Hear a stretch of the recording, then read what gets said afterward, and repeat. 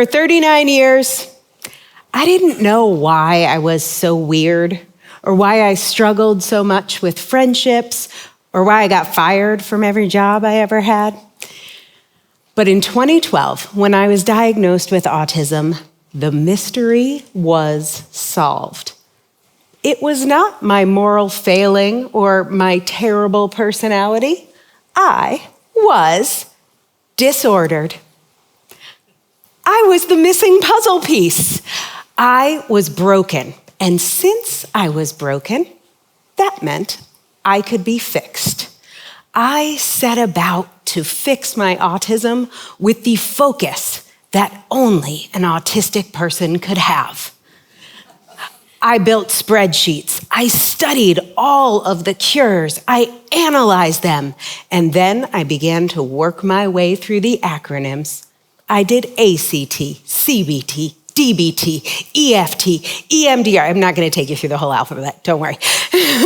But it is a long list because there is no pill to take for autism. Every treatment there is for autism has one goal, and this is the clinical goal. It is to make the autistic person indistinguishable from their neurotypical peers.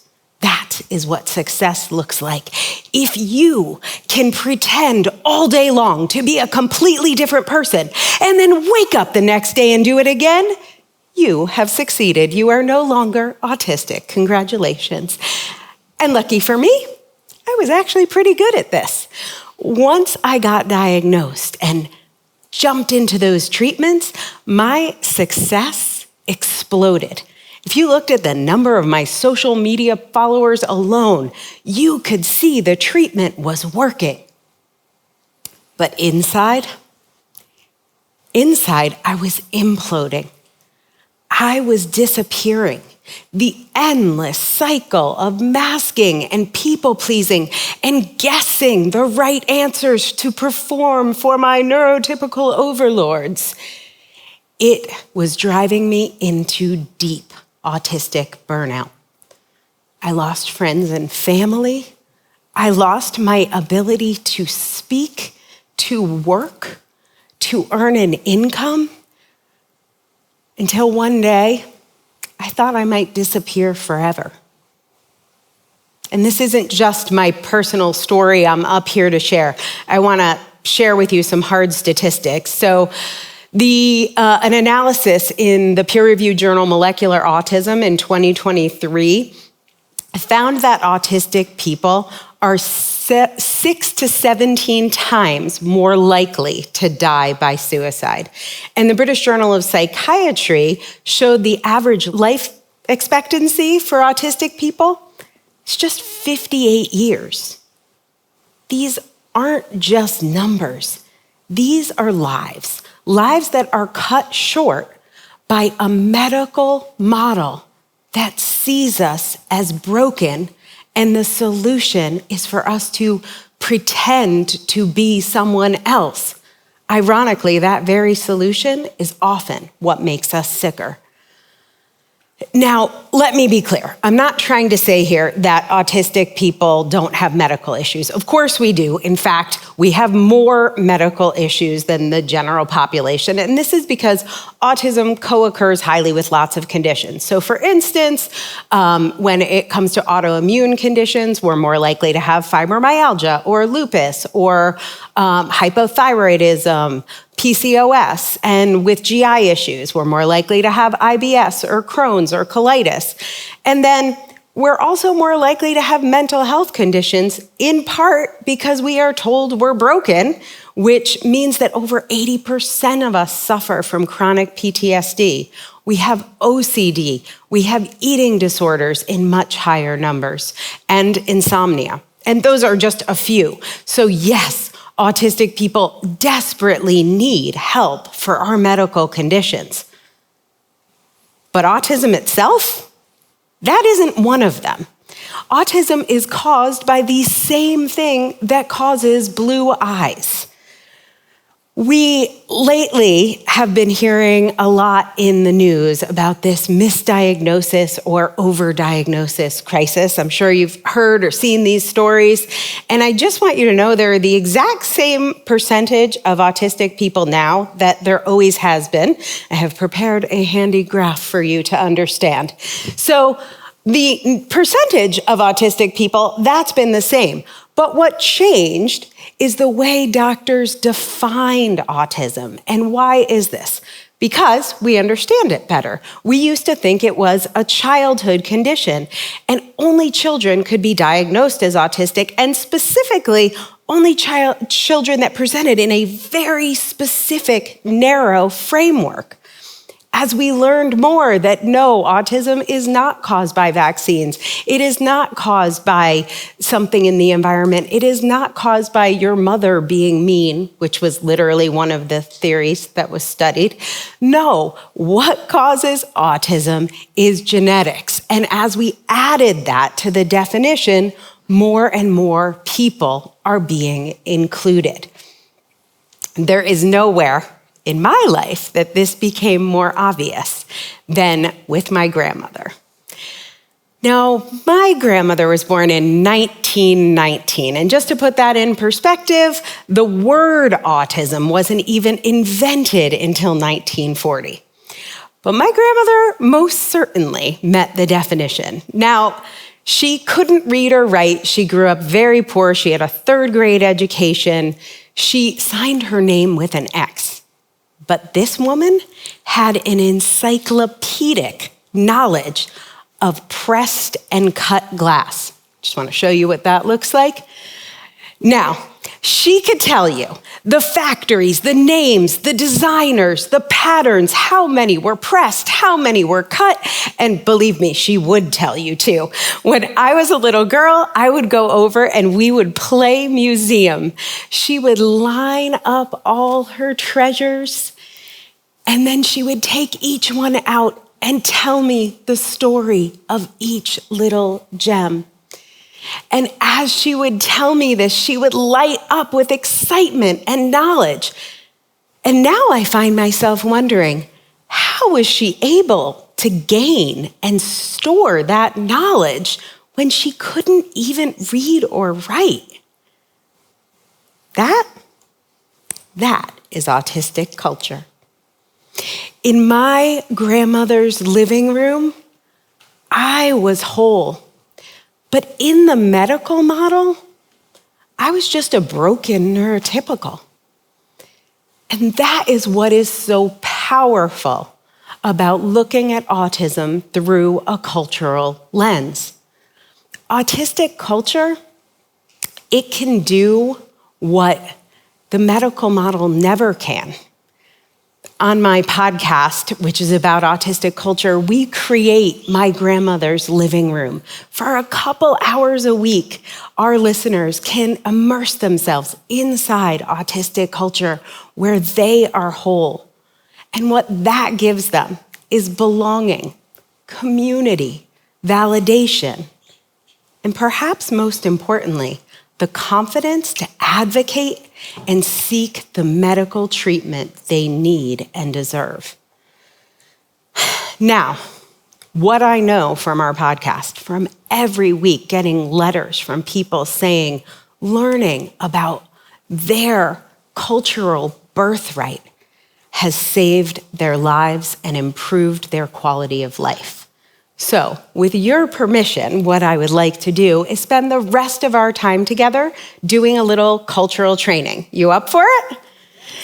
Great. I'm going to teach you 3 things about autistic culture, and learning these can literally improve the lives of people around you, your friends, your family, your coworkers.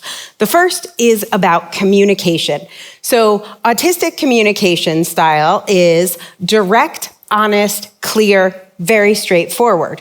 Now, we have a reputation often for being known as rude or blunt inside of another culture. But inside our culture, We respect our communication style. And you have all tasted it too. Imagine you're watching your favorite TV show. Maybe it's the season finale of Strictly Come Dancing or a big sporting event, and you're really into it. You're in that flow state, and somebody stands in front of this TV and they start asking about chores. Are you gonna do the dishes? Are you gonna take out the garbage? What do you say to them? Move. Move, get out the way, move, right? That is autistic communication. Honest, clear, direct. Perfect, no notes. In our culture, our number one goal is to be in a monotropic flow state. So for my grandmother, that's what she was doing when she was learning about pressed and cut glass. We want to be in flow. And when you interrupt that, we will very often have a very blunt reply, because that is the value in our culture, to find and maintain that flow state. The autistic researcher, Richard Woods, he always signs his emails, "May your stimming activities be many and your flow states long." Well, these flow states are key to our happiness and our mental health and well-being, but they often get interrupted by sensory inputs. We experience senses, our 5 senses and actually 3 others, in a much bigger way. And this has lots of pros and cons. So for us, when we see something beautiful or sparkly or magical, we experience this in our entire bodies. It is a full body glimmer. And to contain those emotions, we will flap or sometimes squeal or scream or sing with excitement. That is stimming. And that helps us contain and manage our emotions. And when we hear something like a jackhammer or a leaf blower, or we have a scratchy tag, we might rock or pace to manage those triggers. Those triggers and glimmers, they're part of something autistic researchers call the intense world theory.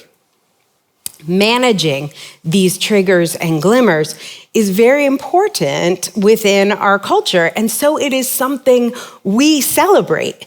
Now, you might be in the movies or a Lego store and wondering, what is all that racket? What is the screaming and flapping and spinning? That is often autistic joy, autistic sensory management, and autistic emotional regulation. Because when we are emotionally regulated, the way we process information, that is actually where we shine. So imagine Sherlock Holmes. Pick your favorite Sherlock. I'm going to do Benedict Cumberbatch because it's always good to imagine Benedict Cumberbatch. Sherlock walks into a crime scene and he is spotting all these little minute clues, and he begins to put all the clues together and comes up with a unified theory, a hypothesis. He works from the bottom up. That is how autistic people process information, from the details to the specific. Or picture Sir Isaac Newton, sitting under that apple tree, emotionally regulated, in a monotropic flow state, focused on his special interest. That apple falls out of the tree and we've got the theory of gravity. And it wasn't just the theory of gravity that Newton came up with. He also gave us calculus. Okay, you don't look excited about calculus. You didn't like studying calculus? Okay, I promise you, you love calculus. Boats, bridges, buildings, all that, not possible without calculus. So when people talk about curing autism, about getting rid of autism, they're talking about getting rid of contributions to humanity like Newton's. That is why it is so upsetting to advocates like me. See, for me, I imagine a world where autistic culture is something you learn, like, I don't know, you learn Japanese greeting customs or Finnish sauna traditions. It's part of a world that we can share together. But for that to happen, we need 3 things. The first is we have to stop seeing autism through a medical lens. Yes, autistic people have medical problems, but autism itself is not one of them. Second, we have to treat autistic problems with solutions that are created with autistic minds. And third, and this is why I am here today, is that autistics and non-autistics have to come together to push for this change for the good of humanity. We can't do this alone. And autistic people are in a vulnerable moment right now. We need your help and your support and your advocacy, because autism is so much more for humanity when we see it together as part of our cultural fabric. So I didn't come here today to ask for autistic acceptance. What I came here today to ask for is a commitment to save autistic lives. Thank you.